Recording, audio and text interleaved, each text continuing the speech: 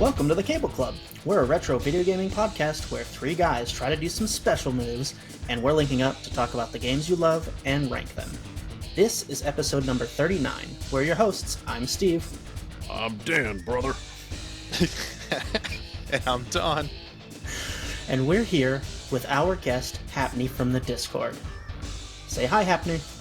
Hi, Happney. Yeah. I'll tell you before we get started, I'll tell you, brother, if you're not watching this on YouTube and you use a listening platform, I would just go click on the video just for a couple minutes so you can get the gist, get the mental image of what's going on here. Oh, yeah. Absolutely. This week's episode is our 13th League episode, and the entry is WCW vs. NWO Revenge. So, get ready to upload data from us to you, but first, let's set the mood. Standing in this corner, we have a true legend of wrestling games. Standing at 6'4", weighing in at 264 pounds, a juggernaut of a title, an undisputed master of mayhem, a lean, mean party game machine, hailing from the Nintendo 64 in the year 1998. It's WCW vs. NWO Revenge! And in this corner, we have a bunch of nerds, a couple of podcast hosts, a guest, and retro game players, standing at a combined 17 feet and 2 inches, with a combined weight of 691 pounds. They are the reviewers of games, the minion destroyers, and boss conquerors of all your favorite retro games, hailing from the northeast state of New Hampshire, but now relocated. It's the Cable Club! Let's get ready to rumble! Goosebumps. Goosebumps. We're all excited. Your finest work yet, Steve. So if Hell it's not yeah. obvious, we are talking a wrestling game today, which we are all very excited to cover. I've been excited to cover this one since you signed up for this, Jamie, so this has been a long time coming.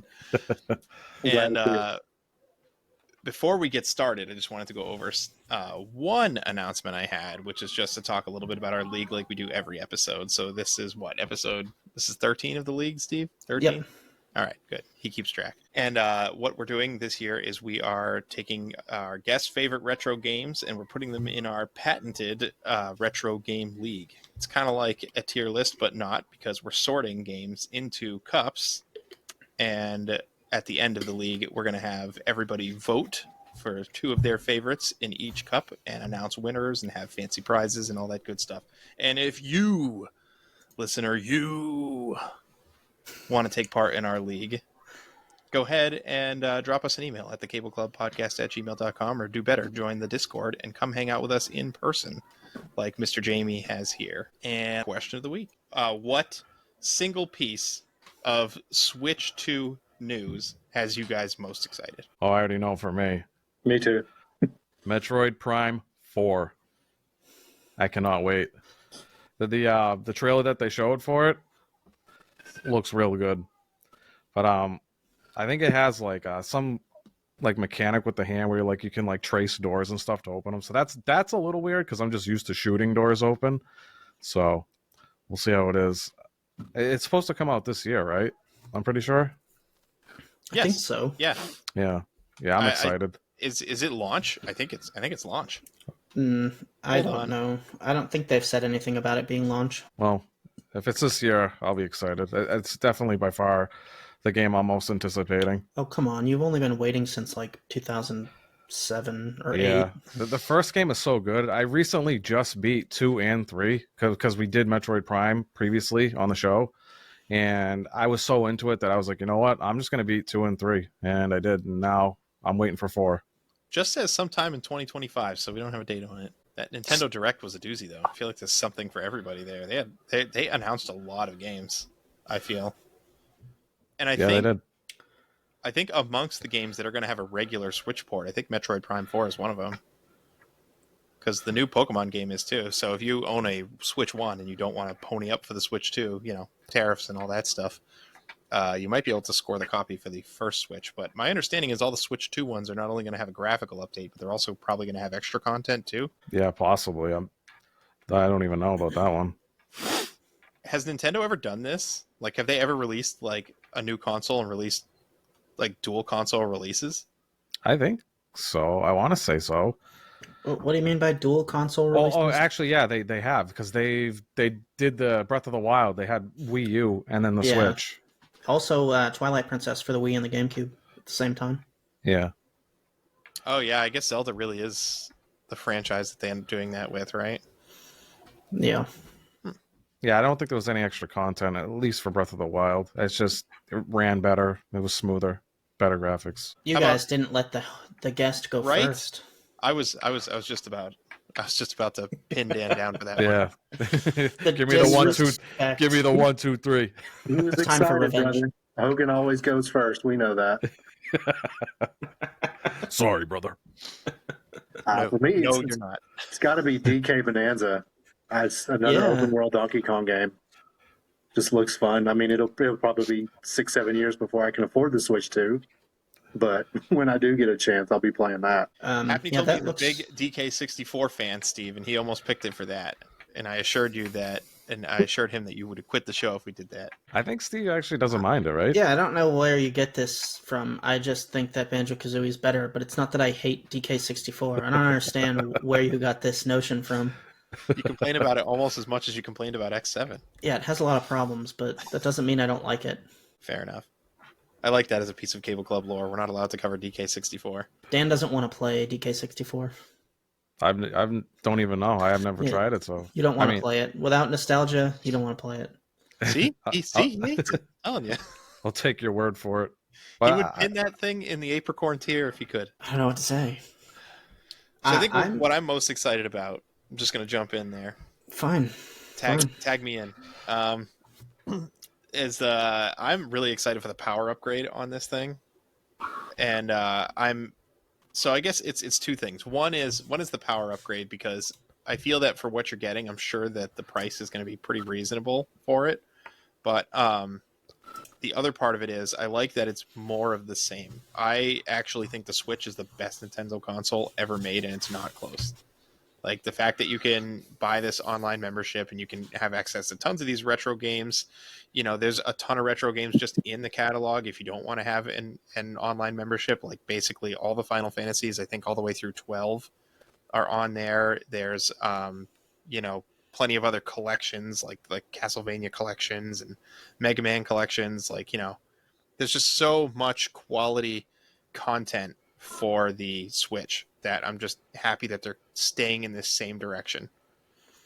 yeah, It's nice to put all of those retro games onto collections and have them portable, or if you want to relax and play them on the TV, it's pretty nice. Yeah, and they gave a refresh to a lot of like old favorites too. Like, I'm thinking like the Advance Wars remake too, or not. I mean, it is kind of a remake, but it's the same game except a major graphical overhaul. So right. somewhere between remake and a way shortened tutorial, which I think is a good thing. Yeah. But yeah, So I'm actually kind of torn because DK Bonanza does look really fun, and I've been waiting for Metroid Prime 4 forever. But also Super Mario Sprinters looks really fun, like right down my alley. I love going fast in Mario, so Yeah, it's hard for me to pick one. that's the 3D like speedrun race one, right? Yeah, Yeah. it just seems like something that I normally would do with Mario. So now I get to compete in Mario, which is just exciting for me. But it's hard to pick one. But yeah. There's definitely going to be some online play in that one for sure. yeah, So I mean the new that'll be Mario fun. Kart seems really interesting too, like open world Mario Kart. So Yeah, I saw that. I'm not like huge into Mario Kart, but I did see that, and I'm actually interested because it does look fun. It's kind of like Tony Hawk's Pro Skater meets Mario Kart. Tony Hawk's like underground. Yeah, it's kind of interesting. Yeah.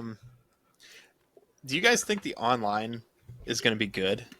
Like, because I know the Switch was rocky, and they kind of showed. It really started to show when they were showing off the like their own whatever brand it's called, Discord. Like the Switch has its own like chat feature. It honestly looks just like Discord. They probably should have just contracted it out, but they didn't. And like they were like, "Oh, you can watch each other play games," and then they showed the footage and they couldn't even clean it up for the trailer. Like it was moving at like, I don't know, it had to be like 15 or 20 frames per second. Like it was very, very noticeable, even for the marketing trailer. God, I hope so. I mean, I don't know if they mentioned this, but I'm wondering if they're adding an Ethernet port to the actual dock, because like the past two systems, like Wii U and the Switch, you had to like buy this like special adapter in order to get like a wired connection. And you know, I just, if I can, I prefer wired over Wi-Fi. So I'm curious if it like has a dedicated port, or we're gonna have to get another thing for that, like an extension. A dongle. Yeah, I have a dongle to plug mine in directly. I couldn't play Smash without it, so. Yeah, exactly. That's why I got one. Well, if it helps, I guess I'm at least optimistic for that. I could swing that. Yeah. But yeah, it's so close. Are any of you? So obviously, we already heard from Happney on this. But are either of you guys day one on this thing? If I can get my hands on it, sure. I didn't pre-order it, so I mean, I don't know if you can pre-order it yet, but like, I'm gonna try and get it on day one if possible. But we know how that I'm goes. not sure on my end. I have a lot of things happening this year, and there's not enough. I have games on my backlog that I still haven't even started. So like buying a new console feels kind of irresponsible. I think I'm gonna die with a backlog for sure. Yeah. I'm gonna have to leave a 100%. beneficiary for my backlog. It's gonna have to be like in my will. And to my daughter, I leave every game that I was supposed to beat them all for me. Thanks, love, Dad.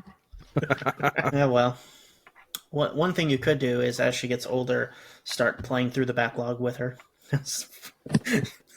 Oh, fingers crossed. Yeah. I'm like doing this thing where I'm trying to like withhold it from her for now, so she gets like jealous and she wants to do it. Because I know a couple friends that really tried to get their kid into it and it backfired, and now they want nothing to do with what mom and dad want to do. So I'm like being like, you can't play it. You're not cool. So maybe, who knows? I don't know. For me, the Mario Kart is not a compelling enough launch title. I just like Mario Kart. It's not like a game I have to have. So Right. It's not a compelling enough launch title for me to jump in day one. Plus, it seems like they're already having pre-order delays, which is understandable with everything going on in the world right now. But yeah, I guess we'll have to see how it launches. Maybe it'll be like PlayStation 5 2.0 with a completely disastrous launch and no one can get a hold of it. Oh yeah, I remember that. I didn't have one for like the first 2 years. You know, and I was completely fine with it because I'm more of like a PC gamer when it comes to like higher end games. So I mean, it didn't really affect me too much. I still haven't found a compelling reason to buy one. So Yeah, I barely use mine, honestly. Like, even if I didn't buy it, I think I don't even know why I bought it in the first place. I think it was just kind of like it was there, so I got it. alrighty.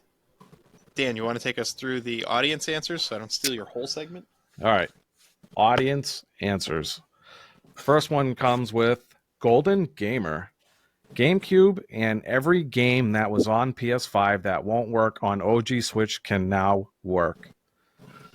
So I'm thinking so games that just weren't strong enough for the Switch? Is that what he means? You think it's I think so. You think it's PS5 strong? Like, I know the frame rate is higher than PlayStation 4 at 120 FPS, but like, what about everything else? I don't know, I think man. it's PS4.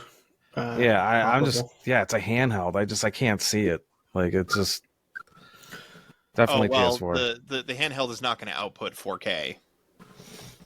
Like No, it's not when it's in handheld, but I know when it's in docked it can. But even still, like it's so small compared to like a PS5 or an Xbox Series S or whatever. Like I don't know. It's just like how can you fit all that like powerful hardware into like such a small dock and the handheld itself?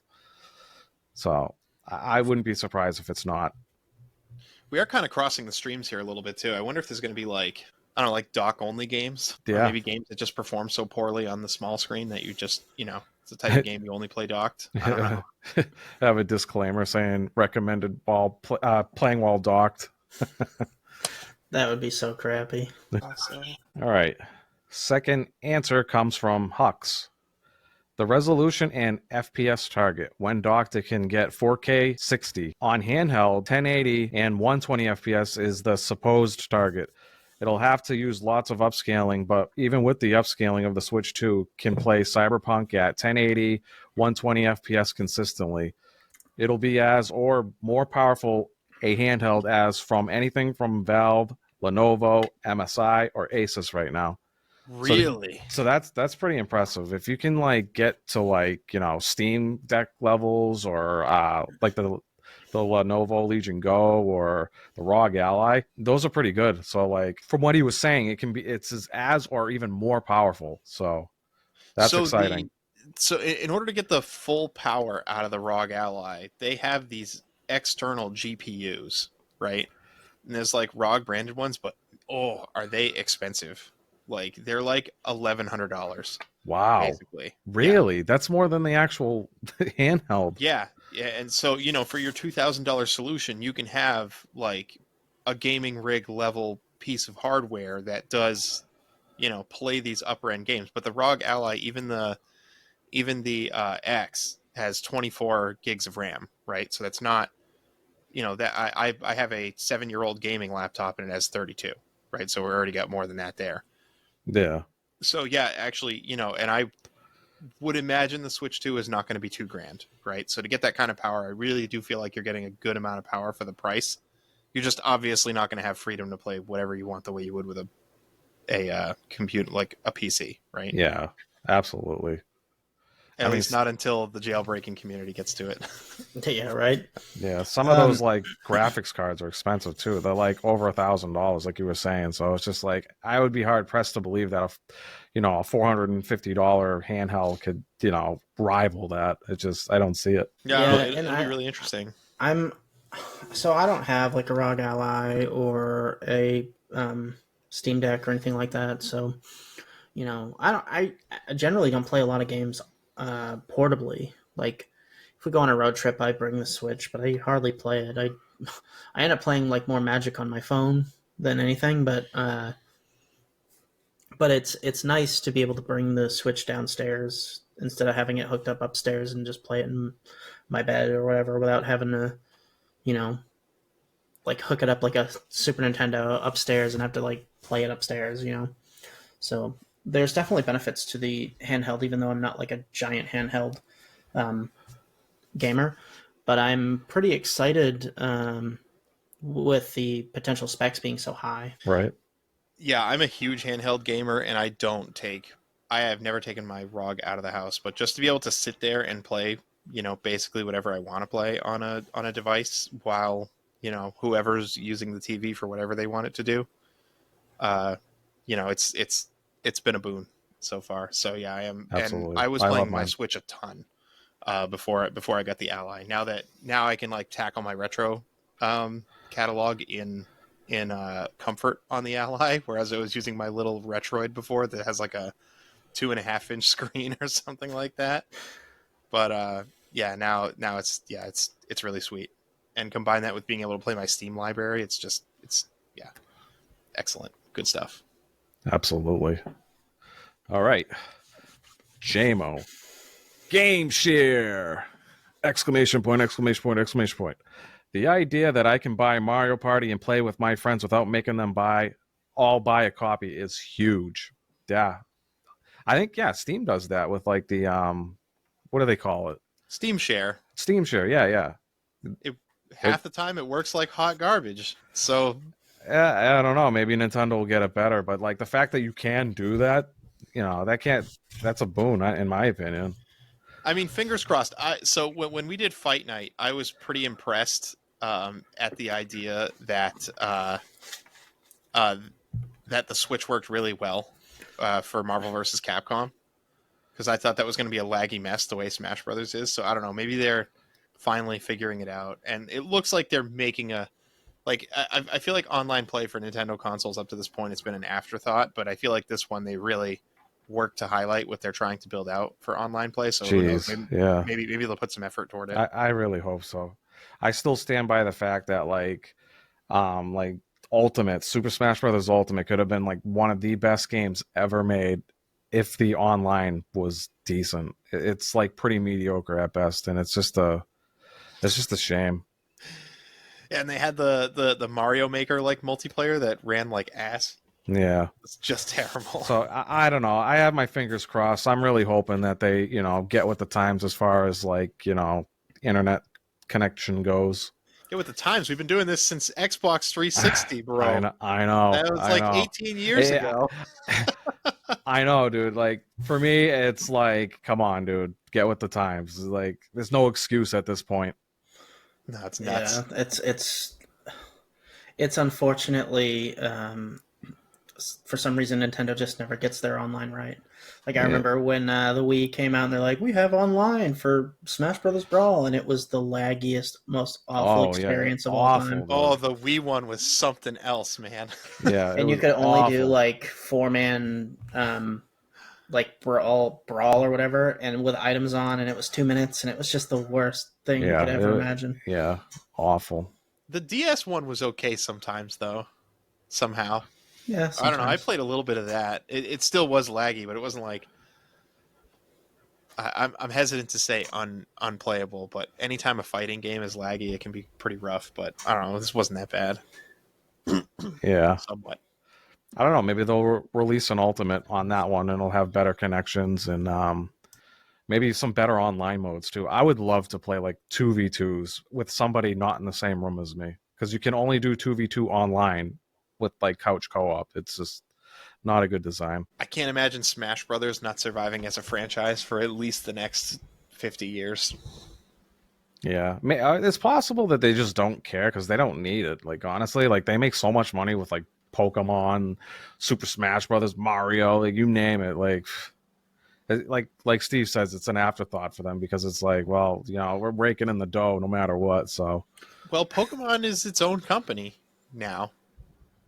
Yeah, right? Isn't it separate? Yeah. Like it still is Nintendo exclusive, but like it's not actually owned by Nintendo, is it? No, Game Freak? Is it Game Freak? No, I think Nintendo bought them. Oh, so it's just its own separate team? Yeah. I'm on like a. No, actually, Game Freak is not directly owned by Nintendo. But it's a significant partner in Pokemon, so the licensing is a little bit gray. Apparently, the Pokemon Company is owned by both Game Freak and a company called Nintendo and Creatures Inc. So we got a little bit of DK, Donkey Kong Rare style action going on there. Right. Where like if they get in a fight, we're not going to get any more Pokemon games for a while because one owns the characters and the other one owns the games or something weird like that. Yikes. We've had problems with games before, like Mega Man and Castlevania. Yeah. It's like the main dude that was like ahead of the projects ends up leaving, and then the whole franchise just goes to nothing. Obscurity. Yeah. They don't release anything. So not to divert too much, but I actually was doing some reading on this recently. And Mega Man had issues with the lead art director, and apparently he did not and never had any rights to the actual character Mega Man. Capcom just, along with like basically getting rid of him, was simultaneously deciding that Mega Man just wasn't worth it at that time. So it's partially that. Yeah. That's why games like Mega Man 11 were able to come out and just like crap all over Mighty Number 9. Makes sense. Interesting little stories that happen throughout all this. All right, what else we got? All right. Lobaka.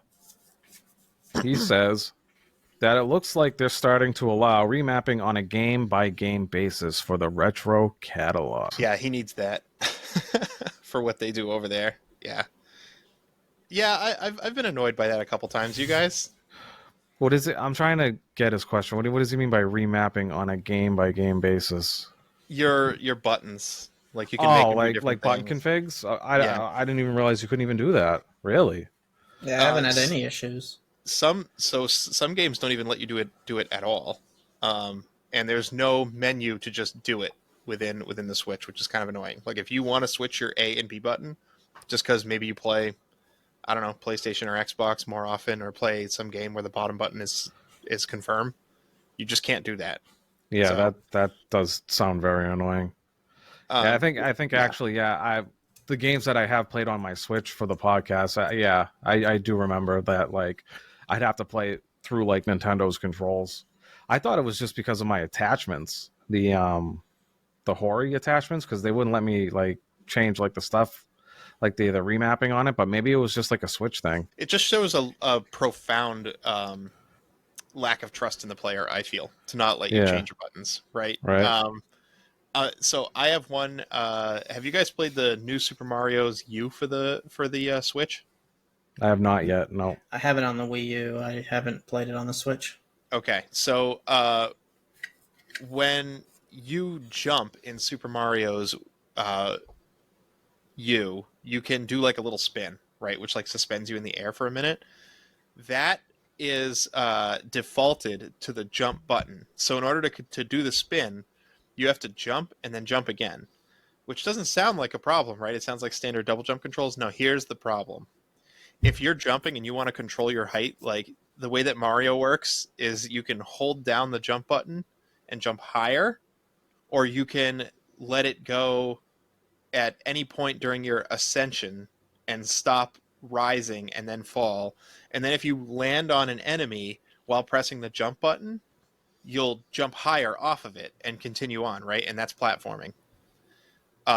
So if you're good at Mario, you can jump from like platform to enemy to platform and just not touch the ground, right? But to do that, you have to constantly press and release the jump button at the right intervals.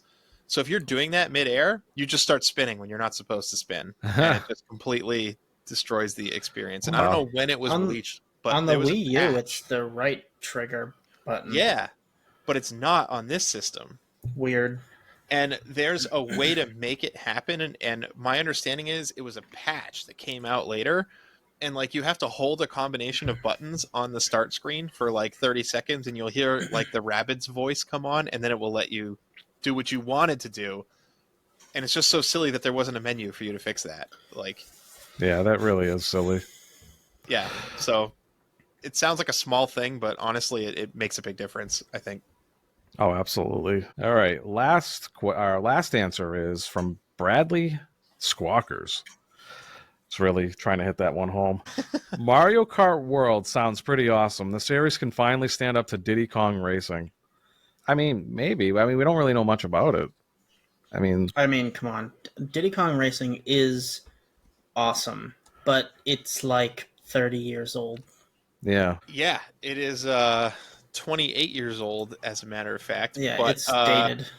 You know, it only took Mario Kart 28 years to catch up to Diddy Kong Racing. Finally, just get it through the thick skulls that we all wanted some kind of story mode in our racing game. Yeah.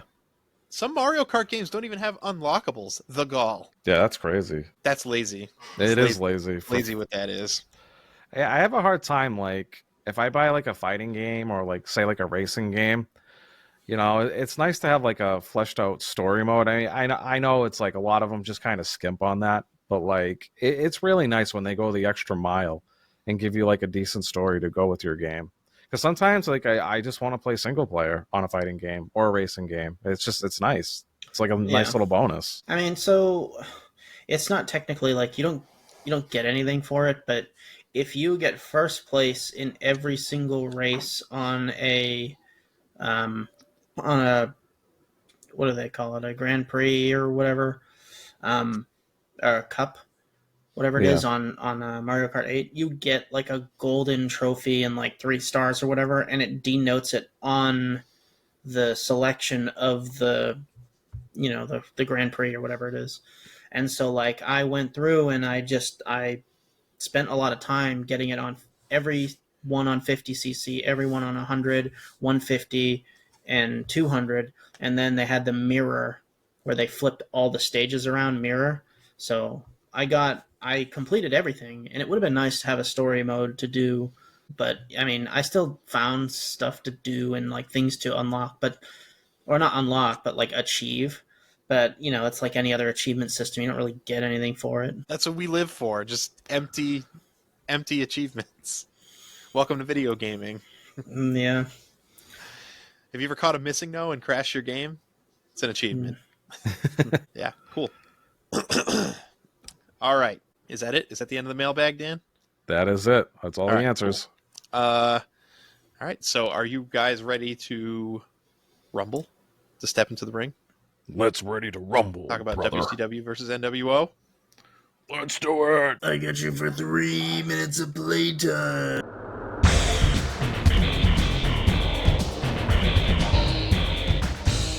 So unfortunately, our dear friend Happney could not join us for this segment. He's just got some stuff going on in real life, and there's just, got to have priorities. Some things are more important than talking about old games, reminiscing about those times. So I pinned him. I got him out of here. yeah, Dan made him submit. Yep. So, so I will cover the overview then of WCW versus NWO. Revenge. Yeah, because there are two, and apparently the other one is the worst one. So WCW versus NWO is a strange bird of a game because it's not quite a fighting game. It is a wrestling game, and it's a type of game that really, if you haven't played it, there really aren't too many other games out there like it. But I guess you could say the same about any type of sports game, right? So I'd sidle this type of game up to sports games closer than I would to fighting games. I would also say that it's sort of a party game in the sense that if you had a bunch of your bros who are even vaguely familiar with wrestling, and definitely your bros, you could get 4 people on this N64 cart just like smacking each other around in the ring to your heart's content. And, it's so you play as one of, I think there's like 60 wrestlers on, Yeah, 60. on the roster. Yeah, the roster's big. Yeah, it's staggering. It's huge. And you get in a ring in several different events. They're named events. They must have happened at some point during wrestling's history. I'm just not that familiar with all of it. Yeah, they were like pay-per-views and stuff. Yeah, they're all different, like pay-per-views. And you go up against other wrestlers. And the reason I say it's not like a fighting game is because there's no like health bars. Like, you're doing this wrestling thing, and it's theatric, and you're trying to as much fight the opponents as you're trying to put on a show, because there's like a scoring aspect to it too. And you win by eventually pinning your opponents, I guess, when you've beat them up enough. You can get TKOs as well. Yeah, there are different rules and stuff. So yeah, and there's tag matches. I mean, there's an awful lot of content here for this game. Like, I feel like it's a bit of a party game, but there's a lot of stuff you can do with it, to like have a good time. Yeah, I know there's like unlockables for like each division or pay-per-view, whatever you want to call it, for when you beat one. You can unlock more characters. You can also like change like your character colors too, like through the customize. Like it's like, I think it's like the third option down. So like when you do pick a character, it'll have like your colors that you've customized, which I thought was pretty neat. And not only the colors, but you can customize their costumes. So I suppose if you were a creative enough kid and you liked WWF and you wanted to, approximate some of those characters coming over to the other franchises, like you could probably do that easily enough through this character creation. Like if you picked, the right colors and stuff. Yeah, I think Jamie posted in the Discord at one point that they printed out sheets that were creating WWF characters, and him and his friends would make them through the wrestler creator. Yeah, so he and I had the chance to talk a lot this week, and there were a ton of wrestling games for the N64. Yeah, there was like Attitude and Warzone and SmackDown, both of the WCW NWOs. Yeah, there were 10 total. I got a good amount of them there, but yeah. And like the problem is that a lot of the WWF ones, so WWF threw in with Acclaim back then, and if you guys know anything about Acclaim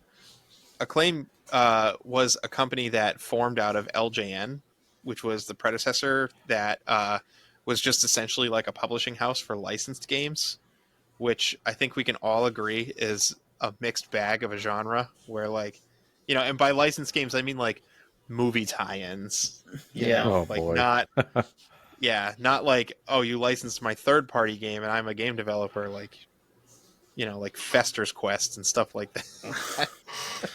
So Acclaim had a tendency to crap out bottom of the barrel stuff and slap their label on it, and that was true of the WWF games, where they were just there with bloat. And I bring it up because The one thing they did right was have that create a wrestler mode where you could like manipulate the stats and the moves and stuff. I guess it was really deep.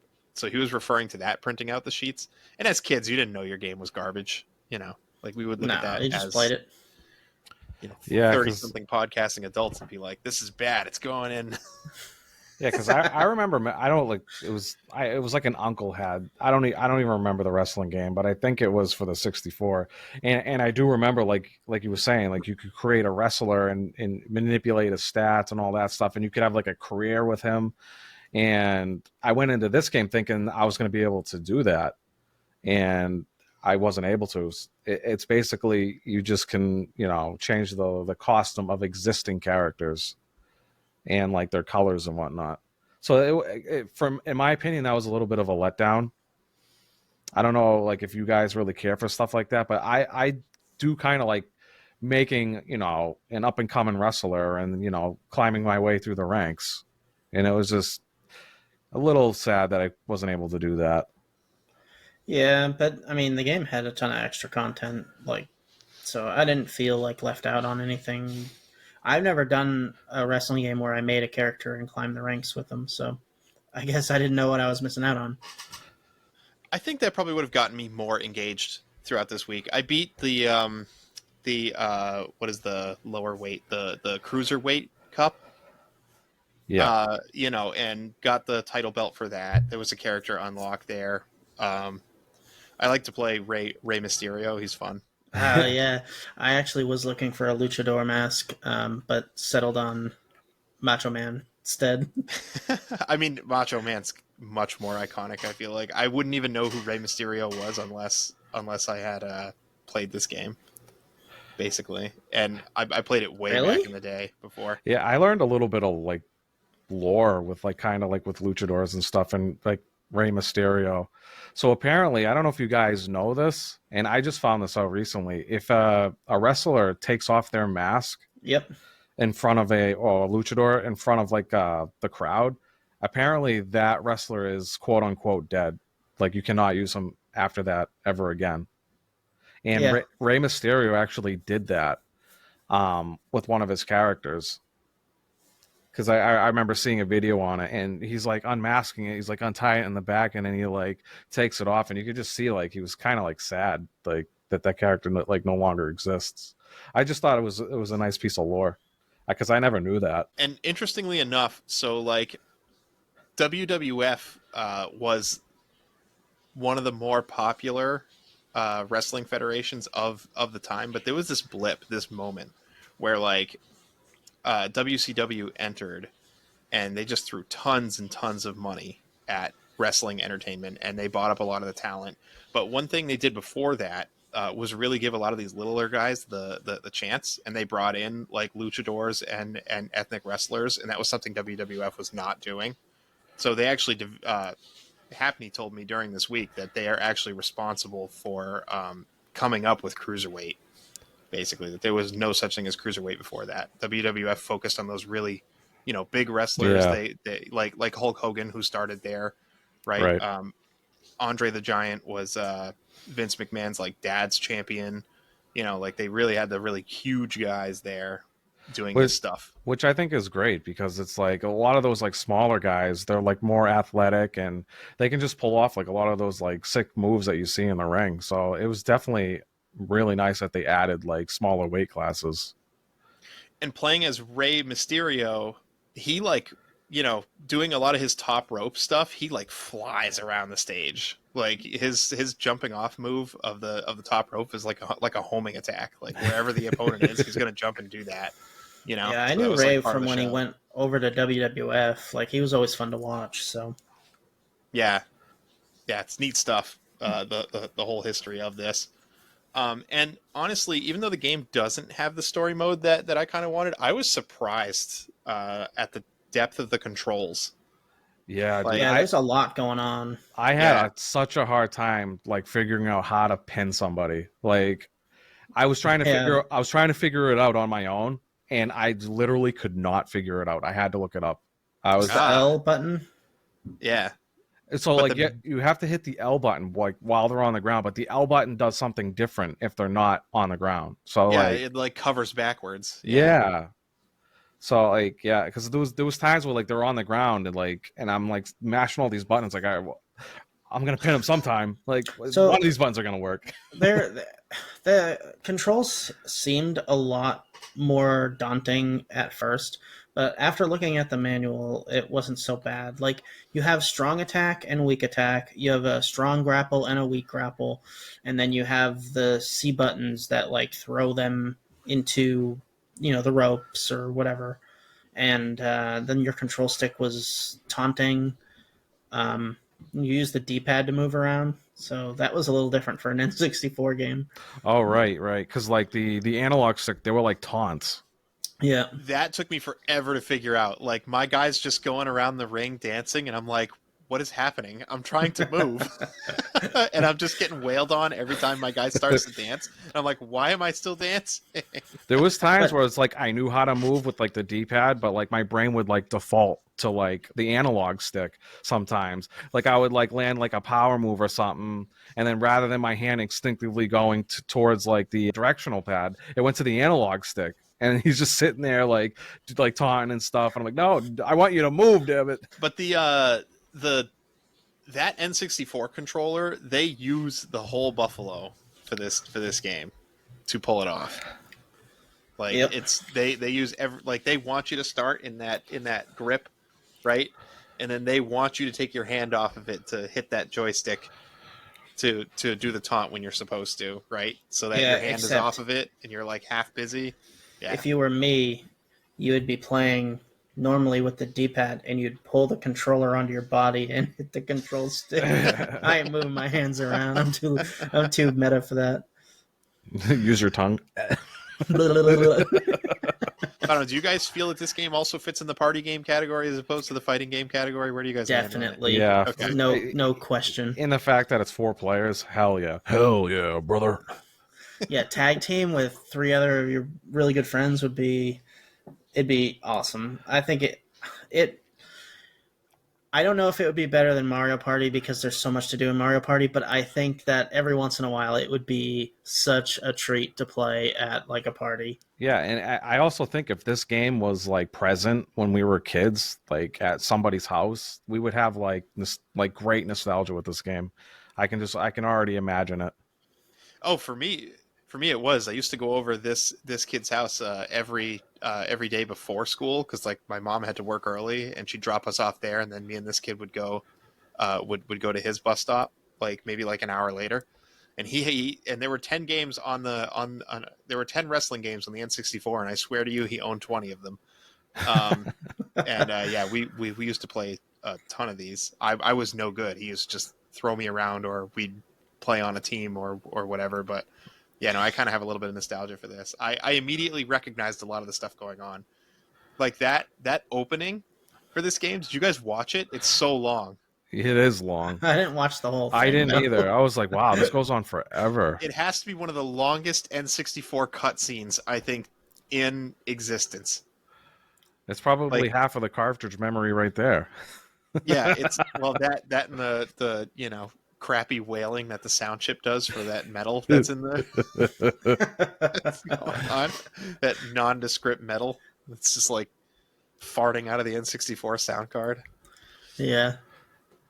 But like it's like this opening where there's there's this wrestler. I don't know who it is. Do you guys know who the wrestler is behind the truck?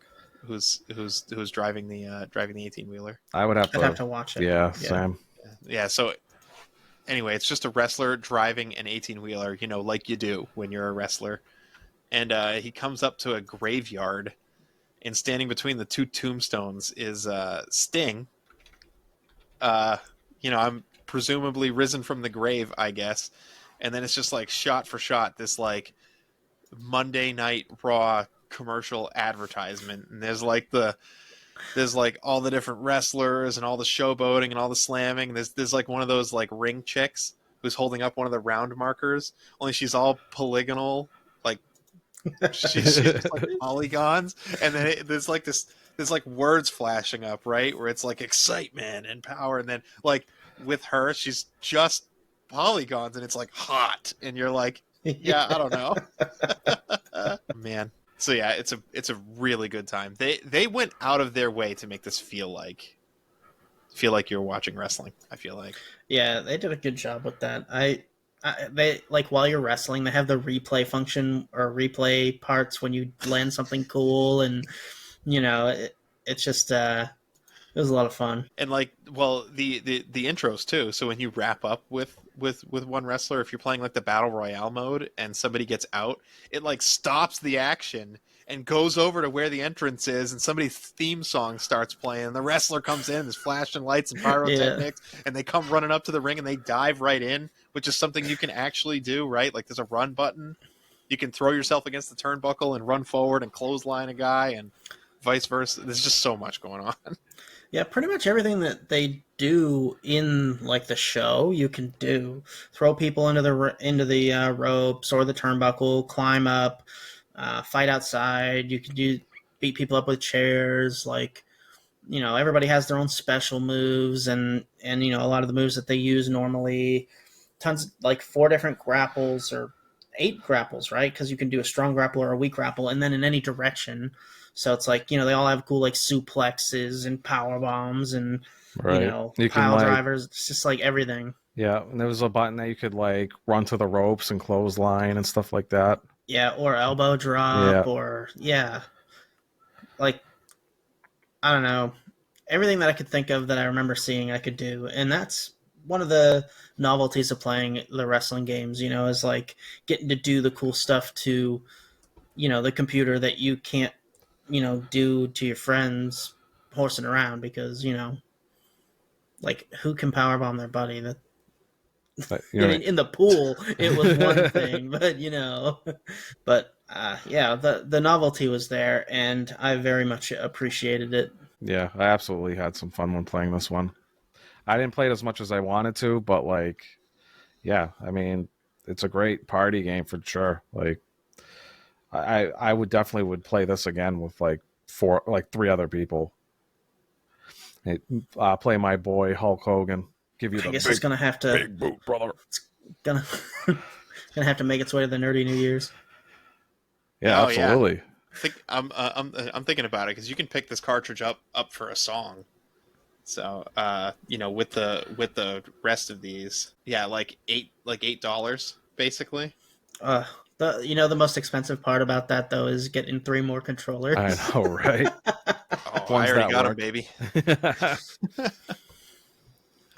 I recently replaced one actually. So, oof. Just looking at my notes. Hold on a second. So yeah, so amongst all these 60 characters too, you have like the gameplay itself is, I find, not intuitive at first. Like in addition to the controls, like actually winning a match is not super clear at the outset, because you'd think you'd have like health bars or stamina or something that tells you what's going on, and you kind of do a little bit. Yeah, it's called Spirit, I think, right? Yeah.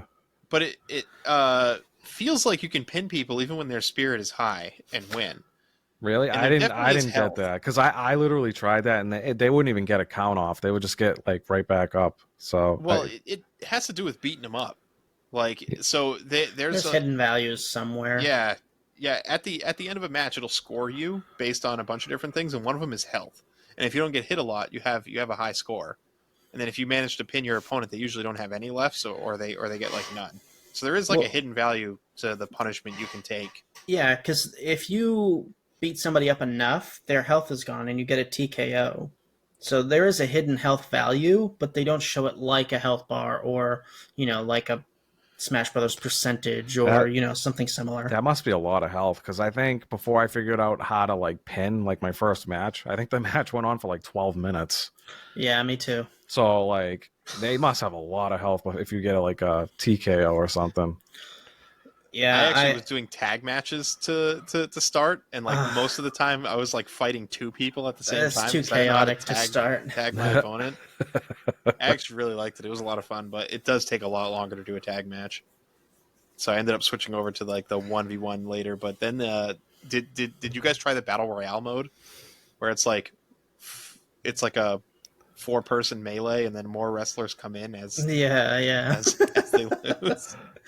You know, that was one of the things that was like really confusing for me on my first match, because my opponent came out with a woman who stood outside the ring the whole time, and I changed targets, and I was trying to fight him in the ring, but I was looking at the woman that came out with him, and I was like, what is happening? I want to fight this guy. Why are you looking at her? Because you lock on, like, Right.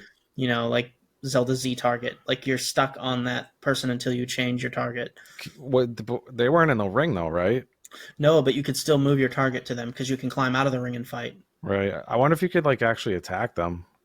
Probably. Yeah. Because now that I think about it, there is actually no female wrestlers in here, is there? I don't think there is. I don't think they brought the female cast into this one. I'm not. But you I can didn't. fight. I didn't see it. If Yeah. they did, They have CPUs of like the managers in there too, yeah. so you could fight them. Like, Yeah. it's pretty funny. I always thought, like, you know, watching WWF, you know, whenever Stone Cold would hit the ref with a chair or something, knock him out. I didn't manage to find a ladder, and I was looking. Did you guys? I No. didn't find a ladder, no. Yeah. So you can like walk over to the crowd. So when you get out of the ring in most of the game modes, you have 20 seconds to get back in, or like a 20 count. It's way more than 20 seconds.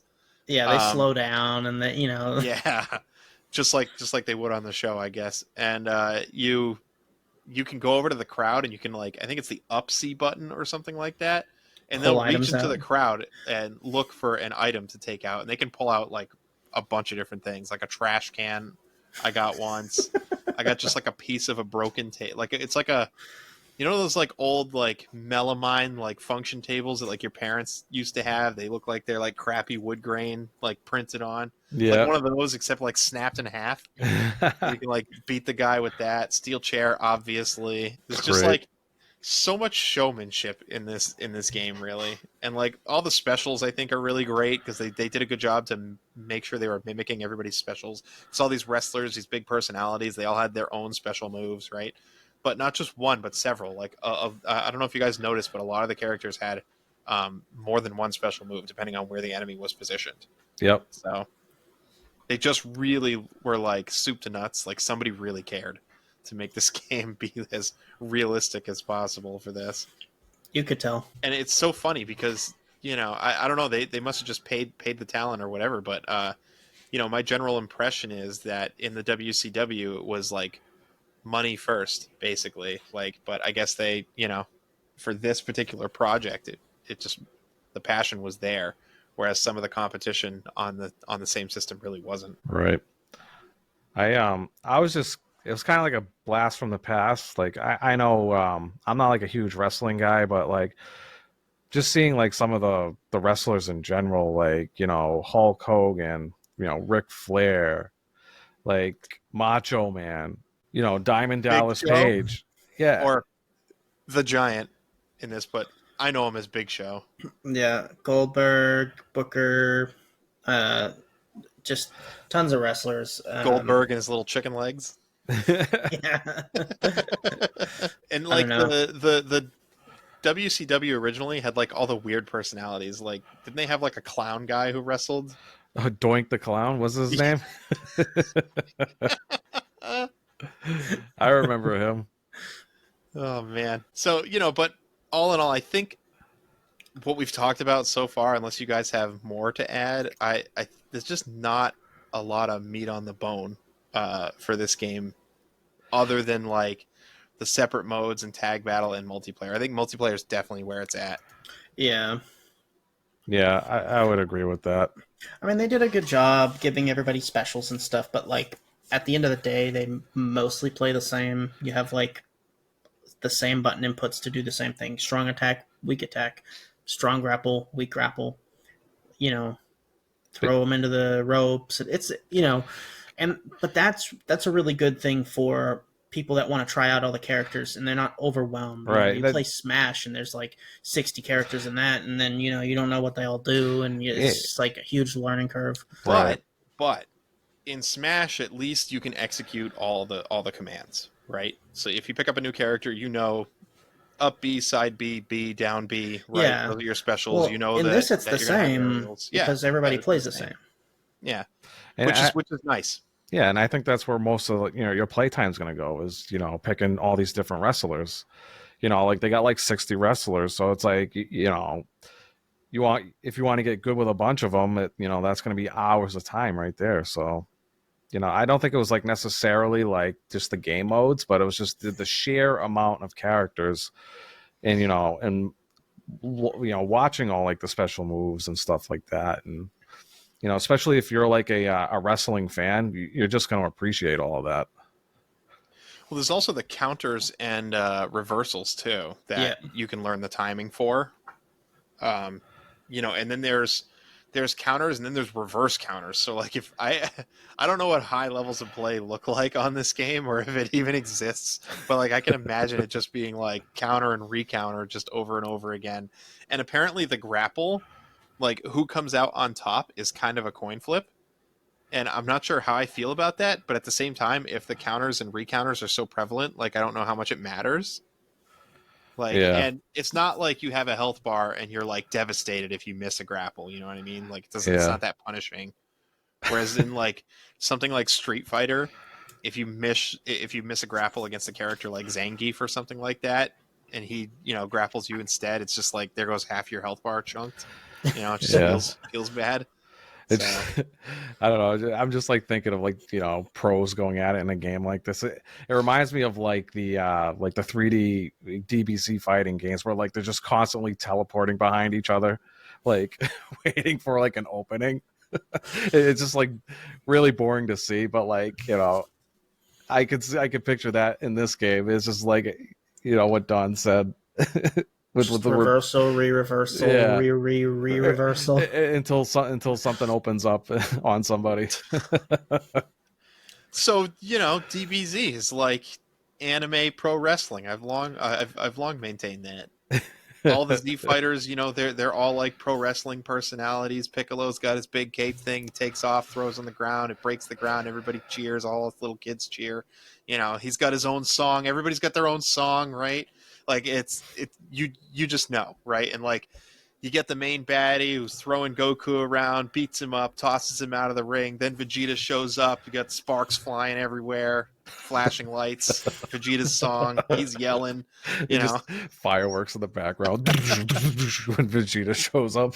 So yeah, this is like the same as the DBZ Fighters game, just a little bit more dated. That's all. So yeah. So I think we should kick over to our review of the game. Absolutely. All right. But before we talk about our review of the game, I want to talk about this. If you enjoy face makeup and costuming for wrestling game specials and enjoy what we've talked about today, or maybe just want to tell us how bad we are at talking about this wrestling thing, forgive us. We were supposed to have a guest on who was going to carry us through this. But we're just three nerds, all right? But if you like three nerds talking about games, try hitting that subscribe button. You can download this podcast to your device every week automatically. That would just be super sweet. That would make us really happy. It means the world. Or leave us a comment, or consider joining the Discord, or leave us a like. That's all I'll say now, because I don't want to be annoying. So for our review, so typically we have our categories, and that's kind of where I gravitate toward this discussion. I tend to go toward playability. And I don't have enough experience to say how playable this game is in 2025. There are new modern day wrestling, but maybe it's just because I'm not a kid anymore. Do you guys hear people talk about like wrestling, like now wrestling ever? Because I really don't. I think it's just one of those like niche markets where if you're like a wrestling fan, you'll typically, seek these games out. Because I really don't know. I think I have like one or two friends that might buy like the occasional wrestling game, but yeah, I don't really hear about them too much. So yeah, me neither. In all of my circles, nobody's really talking about wrestling games nowadays. I would say that in my circles, Happney is the one that likes wrestling, like probably the most, and he talks about the old school games with nostalgia. So I don't know anybody that buys the new games. I mean, licensed games are a slippery slope, right? Like, it's the kind of thing where one gets published every single year. the way sports games are, and I feel like they end up in that category where they end up lining the racks of retro game stores, taking up the bulk of their collection. And I think this is one of those games that ends up there. So the good news is you can find it easily enough. It's not hard to play it. I also don't think anybody's going to be vying for its takedown on any emulation sites anytime soon either. So pretty easy to come by there.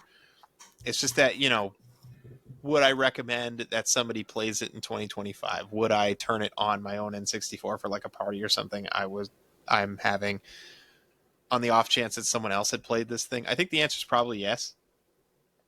Yeah, I would think so. I think it's fun enough to play with 4 or how many other people you want to play it with, but it's like for strictly like just playing it for like the single player aspect of it, unless like you're a hardcore like wrestling fan or like you just had giant nostalgia for it.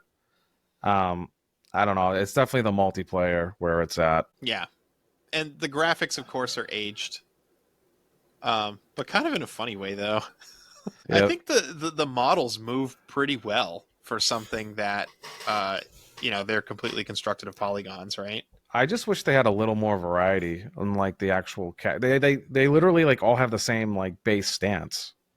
I don't know if you guys noticed that. Yeah, they're like I actually didn't. Doesn't Well, I don't know, because I played Mysterio's and I think his is different. is Like, his it is or more- at least more the ones jet. that I saw, like all the matches that I've done, like I was doing the same stance and my opponent was also doing the same stance, like the idle stance. So And then Yeah, I they're was trying to grapple. playing the other masked guy, the something dragon, that guy, and he's like overweight, and you can tell. And like I looked up his bio, and he's also overweight in real life, or at least he was for that, for doing that. But I felt like they represented that pretty well, the N64 polygons. So Yeah, I feel like they were pretty, close to the wrestlers. You could tell who all of them were.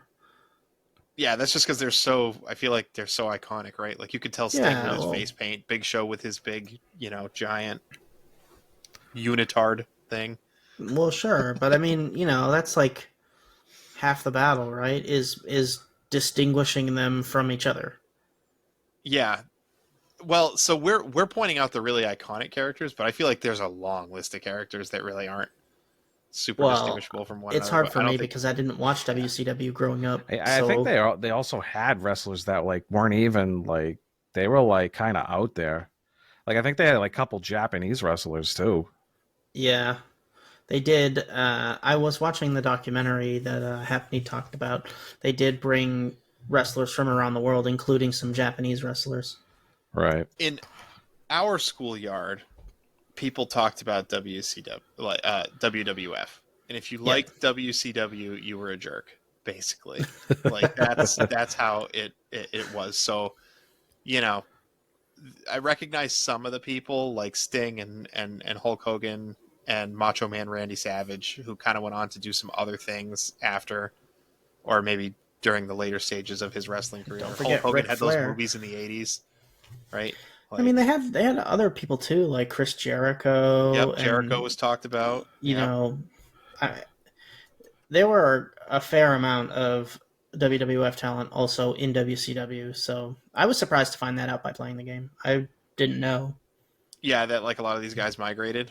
Yep. Yeah, and then a lot of them ended up migrating back actually after WCW kind of folded a few years later. There's a bunch of really good documentaries on this stuff. I watched the McMahon one actually, which whatever you think of the guy, the documentary is fascinating, and I would definitely recommend it. And then like I don't know, as far as the presentation goes, the music is rough. Yeah. Yeah, the N64's sound capabilities are not good. They were not well suited for I this. was honestly, now that I'm thinking about this, I remember the intros for each wrestler was very lackluster. Yeah. Very lackluster. Like none of them, like they might have like done like their signature like move outside when they like walk out, but it was very bare bones. Like they would walk, do like a little animation, and then just like walk to the ring. Yeah, well, I mean, how much can you fit on the Yeah, I cartridge when you put understand. that long video in the beginning? I mean, you don't want to be sitting there watching that because a lot of times it happened in the middle of a match too. Like you don't want to Yeah. be sitting there watching that You want to every be time. back in on the action. Exactly. So I think all in all, I had a good time with this game, but I didn't end up playing a lot of it. No, unfortunately I didn't either. I mean, it failed to like grab my attention, and I'm fully willing to admit that. Um, I probably played like 5 or 6 matches, but like for me, like I was kind of disappointed that there wasn't a create a wrestler feature because I was actually really looking forward to that. I thought that was a staple. I didn't know that like some of the games didn't have that because like all the games that I played as a kid that was wrestling games, like they all had that. So I automatically just assumed that this one had it and it didn't. Yeah, I mean, I played for probably about like 2 hours or so, and I got a good feel for the game. But I would say that the biggest part of this game that I think would pull people in and keep them playing is the multiplayer, which I didn't get a chance to experience. But I think like if we were looking at this game on its merits for just like a party game multiplayer, then the score would go up higher. But looking for a single player experience on this game, it's pretty low. Yeah, like if you're a wrestling fan and you like know like all the wrestlers and stuff like that, you could probably have hours and hours of fun with this because it's like you want to pull off like the signature moves of like your favorite wrestlers and stuff. I'm not from a wrestling background, so like I know wrestlers here and there, but like a lot of them I didn't know, so it's like I didn't really care to try them out and stuff like that. I stuck with like Hulk Hogan and a lot of the famous wrestlers that we knew as a kid. Yeah, and I think there has to be something there for single player to compete highly in what we're doing here in this league. Like I would probably put Mario Kart 64, relatively low on the ladder for the same reason that there's really no single player. That's just the nature of the way games are now. It's really really hard as a 30-something-year-old to get together with a friend to play games on the couch, and I appreciate that something like net play exists for these retro titles, but it is an ordeal to get it started, and it's kind of a barrier to want to get on with a friend with limited time and tinker with settings for a half an hour to get started and play a game. By then your mood is totally killed. So I think in order to recommend a retro game at this point in time, it really either has to be all in on single player or there has to be something. And I do think that career mode missing in this game, even if you couldn't build a wrestler, even if it was just like, do career mode as Hulk Hogan, earn money and buy cosmetics or something like that. Yeah, or, like even that would have been something great. like that. Yeah, some sort of continuity for every time I turn the game on, continue, hitting that continue button to do something to eventually roll credits, I think would have been tremendously beneficial to this title in terms of its aging. Agreed. Yeah. So yeah, I think that's what I have to say about it. Are you guys ready to rate this thing? Let's head on over. Ready to rate it, brother. Let's go.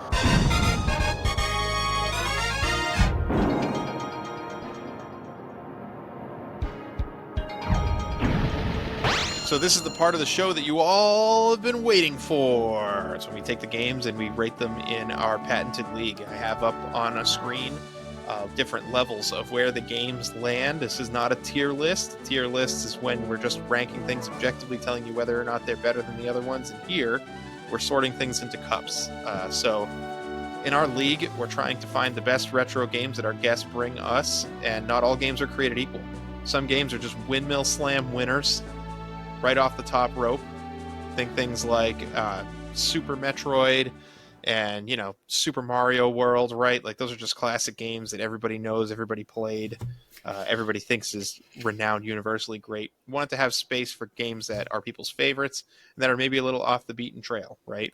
So we're sorting them into cups, and the idea is that you listeners, when the time is right, will vote to tell us which games win in each category and are deserving of the awesome Cable Club prizes that we have. So today we have 3 cups so far: Apricorn, Pokeball, and Great Ball, because we are a Pokemon-centered podcast. We're going to play 25 games this year, so we want to have even numbers of games in the cups. We're going to have 5 cups total, going all the way up to Master Ball, 5 games in each cup. So when we take a new game, we can either start it in a cup that's above, in the top cup, which in this case would be Great Ball, or we can put it in one of the cups below it. But because there's 5 games in those cups below it, that means we'll have to shift something up. Who knows? Maybe we'll have to shift things down throughout this league too. So things get really interesting. So fellas, let me ask you, does WCW versus NWO Revenge make the cut and deserve to be in the Great Ball Cup? Negative. Yeah, it's not for me either. I would agree. Do we think it is Pokeball Cup material? Not for me. Not quite. Almost, but no. All right, so it's going to land in the Apricorn tier, which means we're going to have to push something up from the Apricorn. I think traditionally how we do this is we each pick 2 games and try to find the overlap, and sometimes we fail to do that, so we'll see. All right. So are we allowed to pick our own game? Are we doing that? Or are we not doing that? I think at this point in the league, it's probably okay to pick your own game. All right. So I'm going to start off. I'm going to pick 2, obviously, from the Apricorn tier to go up. It's going to be Pokemon Gold and Silver and Crystal as my number 1, and Eternal Darkness as my number 2. For me, to move up from Apricorn, my number 1 is Eternal Darkness, and my number 2 is Pokemon Gold, Silver, and Crystal. I'm more in alignment with Steve on this one, too. I think it's E-Darkness first. Okay. And then Pokemon All right. GSC. So I think it's E-Darkness sliding up to Pokeball. And now that means Pokeball has 6 games in it. So we've got to find something to slide up there. oh boy, this is where it gets interesting. See, I had a good time with Third Strike when it came in. And it was surprising. But I think Final Fantasy Tactics, for me, I had more fun with, and am still playing, by the way. Yeah. So for me, it's going to be FF Tactics first and Third Strike second. Okay. There's going to be a little bit of a nostalgia pick for me here. I'm going to do Tactics first, and then Legend of Dragoon second. For me, now that I'm able to pick my own game, Tactics first and Donkey Kong Country 2 second. Ooh, unanimous Tactics first. Up into the Great Ball tier. Look at it. It's beautiful. That Great Ball tier is some good gaming. Yeah. But at the same time, now I'm seeing the Apricorn tier really start to take some shape, right? Like I see how these games are starting to equal out and start to, you could make a case for them when they're not up against the classics like Donkey Kong Country 2. So, Right. yeah. All right. So there we have it. These are the current league standings. So we're going to set this game aside and hit it with a steel chair. And then we're going to welcome our next guest, who is another guest who's near and dear to Steve's heart, or maybe just a pain in his ass. His brother, Brandon, who is bringing us the awesome Tony Hawk Pro Skater 2. Yeah, brother. Brother! So join us in 2 weeks when we talk about Tony Hawk's Pro Skater 2, which is a sport game I definitely get behind. Looking forward to it. Me too. I bought the remaster to play, so. Yeah, that's probably the avenue I'm going to take as well. Until next time, game over? Game over. Game over!